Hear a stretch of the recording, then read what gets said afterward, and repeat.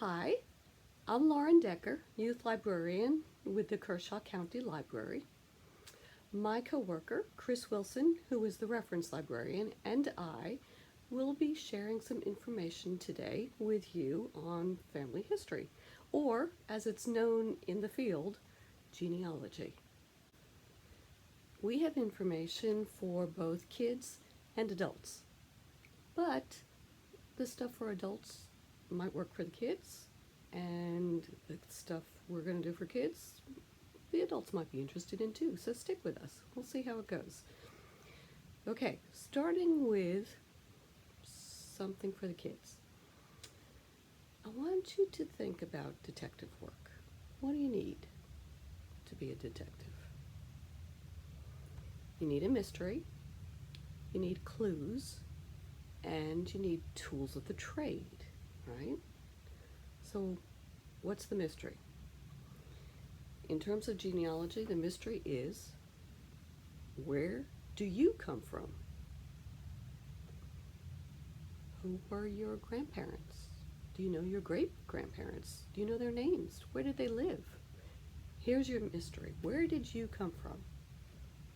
The clues.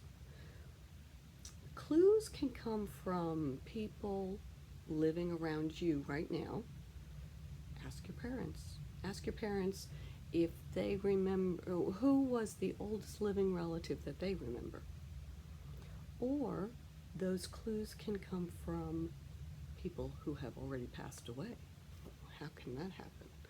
Well, those people's names are on lists somewhere, or census records, or anything else that might help to explain how they lived. So yes, you will find information from people who have passed away. And then the tools of the trade. What do you need to have available to help you work out this mystery? So we're going to start with something right now. I'd like you all to get yourself a piece of construction paper. We're actually going to do two things with this. When you find your construction paper, draw a tree on the paper. Draw a tree with the trunk and several branches coming off your trunk. This is going to be a diagram, obviously, of your family tree. Your name is going to be the trunk. And then with each branch coming off, you're going to name a parent, and then your grandparents, and then great-grandparents' names if you know them. But that's what you're trying to figure out actually right now, is how much do you know about your family tree? Okay, so when you complete that little project, you've got a nice flat sheet of paper with a tree, and, well, actually I'll show you. Here's a picture of a tree with dots at the end of the branches signifying the people who have lived before you. Blue are your parents, orange are your grandparents, and I am putting some purple dots at the top for your great-grandparents. Now put the names of people next to the dots. You are the trunk, your parents are in blue. Just put their names down. You notice the names Debbie and David? Those are my siblings, so I put them underneath my father's name, Branch. Now fold your tree in half. The trunk is the back page of this little booklet, and the top of the tree becomes the front page of your booklet. After that, staple some blank sheets of paper inside, and you're done. Think about writing some of these questions down on those blank pages and then seeing if you can find the answers. You've just completed a very important tool of the trade in genealogical research. It's so much better to be able to put all of your information down in one place, in one booklet or notebook or something. Very different from what I started out doing, is using these tiny little pieces of paper, which I know I've lost several of and have to go back and research. So, I hope you use this well. I wanted to show you one of our new genealogical books, Guide to Genealogy from National Geographic Kids. It's fascinating. Notice the family tree on the cover? Now, this page you'll see all about our journal.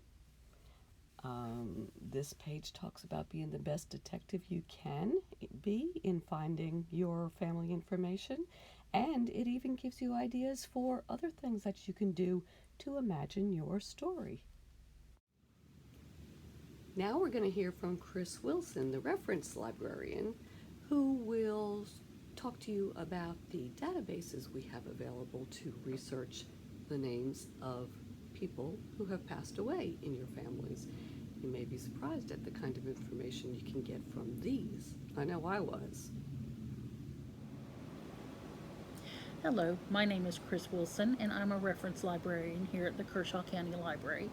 And the reason that I'm here today is to talk to you a little bit about how to work with genealogy. Now, I'm not an expert, but I can help you in some ways. And one of the ways that the library here helps you is by providing some databases that cover genealogical information, as well as local history information. Right now, we have two that are available to you from home. One of them is Heritage Quest Online, and the other is African American Heritage. Heritage Quest Online is something that's going to provide the largest group of information available for all people born here in the U.S. or North and South America and some European countries. So that information includes census records, cemetery indexes, birth, marriage, and death records, military records, wills and probate records, Freedmen's Bank records, and immigration and naturalization records, with some maps and photos as well. Now, that's not all it holds, that's just what I'm going to tell you about.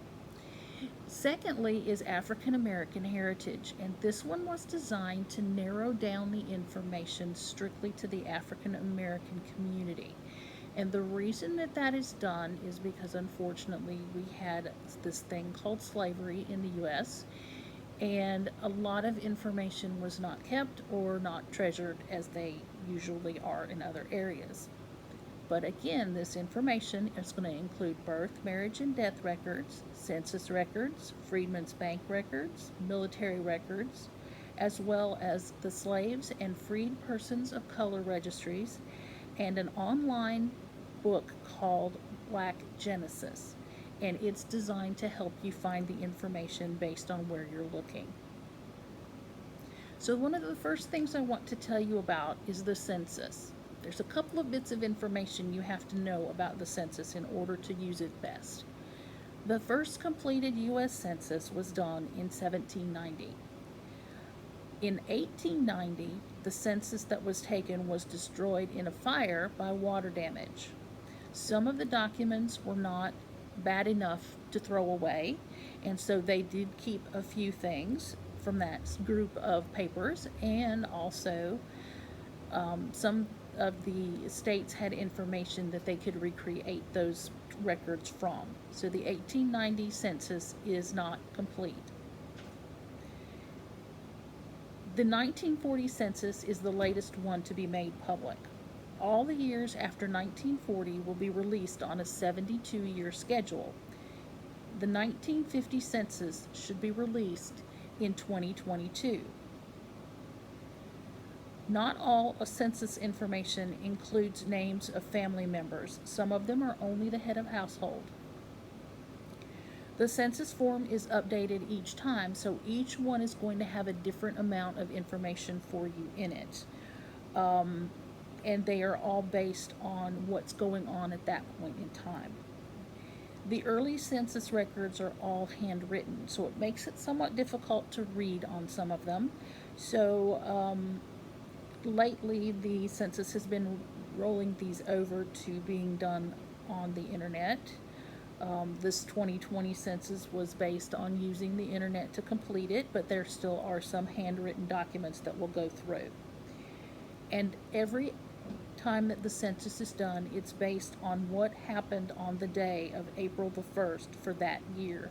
So everybody living in the household for that day on that year are the ones that are included on the census. So here is a sample search on Heritage Quest Online. This is the opening search box, and it gives very basic information that you should know.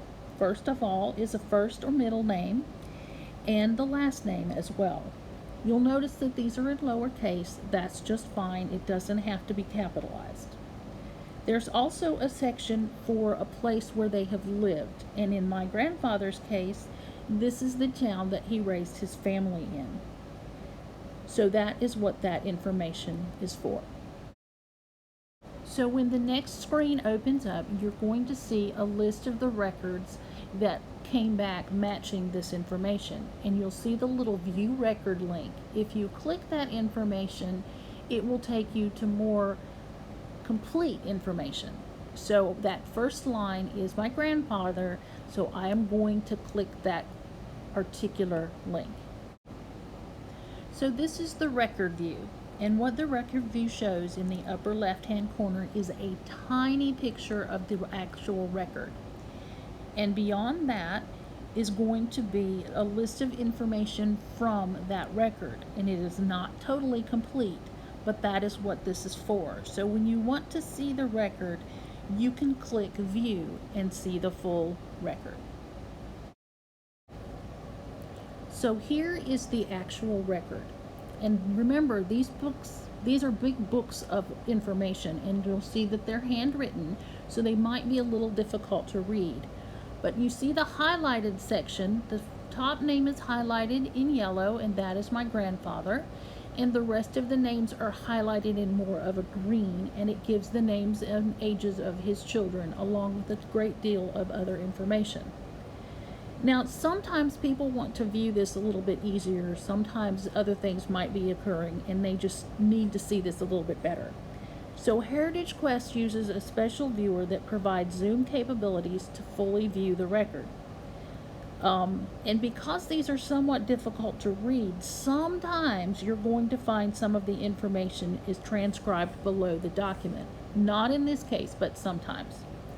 You may print from the viewer, but it may be hard to read because it will look something like you're seeing on your screen. You may send a document link to a friend for them to view, and you may save the document to your computer or a flash drive. If you save the document to your computer, you may zoom in to read or print the document at a later time. So now we're going to take a quick look at African American heritage. You'll notice that there are 4 main collections on this list, and you can search one or more of the collections to locate the person for which you are searching. Put in the first and last name, and since spelling may be different, please select SoundX. SoundX is a way of taking the information that you put in and expanding it to include more than just the pieces that you put in. And then you're going to click the search button. A list of various types of records will appear with names that are close to the information you entered. You will notice at the bottom there is black Genesis, and that particular document will accept the use of wildcards as well as the terms or, and, not, and other related terms, and the use of question marks for phrases. So I have entered the information of a last name of Robinson. I've accepted the use of SoundX, and I've given them the location of South Carolina. And starting with that basic information, what we're going to do is try to find a gentleman by the name of Joe Robinson who lived in Kershaw County. And we're going to see what we can find when we click search. So once we click the search button, what comes up is a page that tells you what results were found in all 4 of the collections.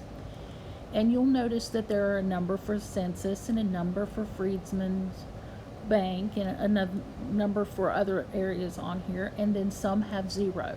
Anytime that you see 0, it doesn't mean that they weren't here and they weren't included in that. It just means that their name is not there. So what we're going to do is we're going to click the line that says census. So this is the list of the results for the census years that are included in African American heritage. The bottom one is the 1920 census, and that is a link that will take you to the list of the 12 names that are included on that census. So we're going to click that link that says 1920 census, and we'll see what results are there. So here's the list of the Joe or Joseph Robinsons that were found in the 1920 census year.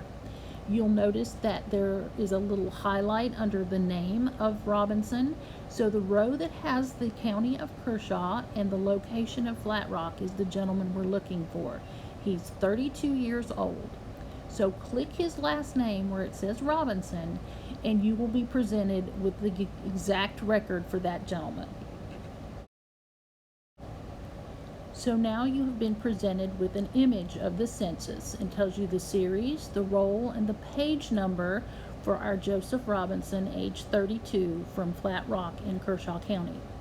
Below that, you will see an image that was taken from the 14th census in 1920. And that image has 2 subpages. So depending upon which one his name is on, you may need to look at both of them. In this case, what we're going to do is open them both and see which one is the one that we need to use. Now you'll notice up there also there's a positive and a negative version of this, and what the positive is the one you see, the plain black and white. But if you can't read it very well and you look under the negative version, it will be white letters on black paper, and it may help you be able to read that document better. And this is what the actual document looks like for the full page side of it. And unfortunately on this one it doesn't highlight the name like the other Heritage Quest did. But in this case you can read down the side panel and see if you can locate Mr. Robinson. And when you do, you can actually save this document to your computer, or you can zoom in to read or print the document at a later time once it's been saved.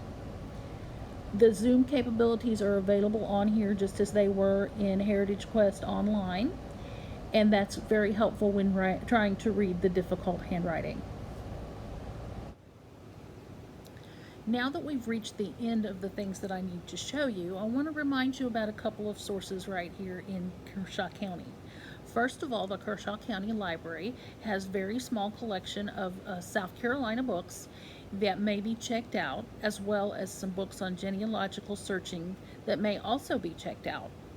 There's also a Camden reference collection that includes more detailed genealogy and local history information for our area. The reference books must stay in the library.